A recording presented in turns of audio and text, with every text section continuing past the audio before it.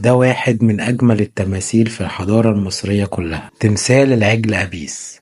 أبيس كان رمز للخصوبة والقوة، واترمز له بالعجل عشان يكون رمز ليه. التمثال منحوت من حجر الديورايت الأسود، ولما تشوف التمثال تلاقيه منحوت بدقة بالغة في تفاصيله اللي بتبين جسمه القوي وقرونه، وقرص الشمس اللي بتتوسط بين قرونه عشان تحميه وتضيف له هالة من القدسية، وعيونه الواسعة بتضيف له هيبة.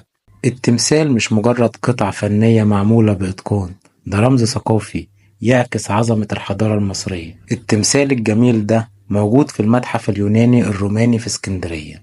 ما تنساش تزور المتحف الجميل ده اللي بيعتبر واحد من أحدث وأجمل المتاحف المصرية، واللي بيتميز بطريقة عرض جميلة أوي.